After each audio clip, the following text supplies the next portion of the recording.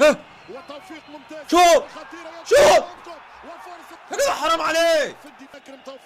ضربة جزاء. ايوه يا عم ضربة جزاء. احسب يا حكا. يلا بقى. الزمالك يغادر الملعب. يغادر ايه؟ طب والمشوار اللي رحناه للسعوديه؟ الله وسام. الله وسام يا ابن اللعيبه يا ابن اللعيبه يا ابن اللعيبه. تعمل ايه؟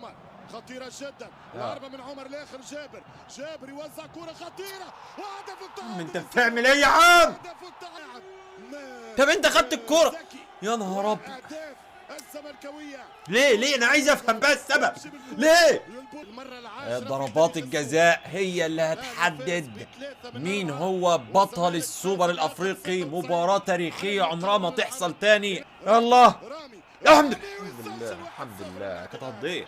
عبد الله السعيد اللي كان بيجيب لنا ضربات جزاء هو اللي هيشوط علينا دلوقتي. لا عبد الله ضيع بقى. ضيع. عبد الله السعيد ويحطها. هاتها جون يا عمر. هاتها. كمال الحمد لله الحمد لله الحمد لله. انت كلكم هتنيموا بعض. ما خلاص. حمزة المسلوسي اللي عمل ضربة الجزاء. المسلوسي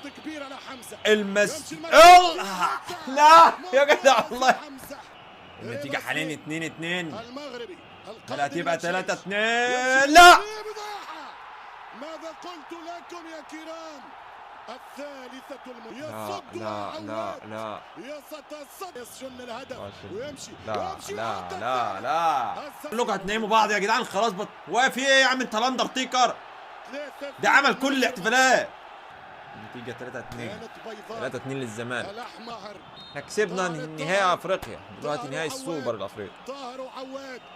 حلو 3-3. الشناوي احتمال يصدها. الشناوي احتمال يصدها. هتضيع يا جدع حرام يا جدع طراطيف صوابع فرقت. الله لو ضاعت هنخسر. الله وسام تاني. الله وسام ركز. يتقدم وسام والكرة برا والزمالك في السوبر. الزمالك السوبر يسجل اغلى سوبر. الزمالك يربح بطولة افريقيا رقم 13 في تاريخه. الف مبروك لجماهير الزمالك.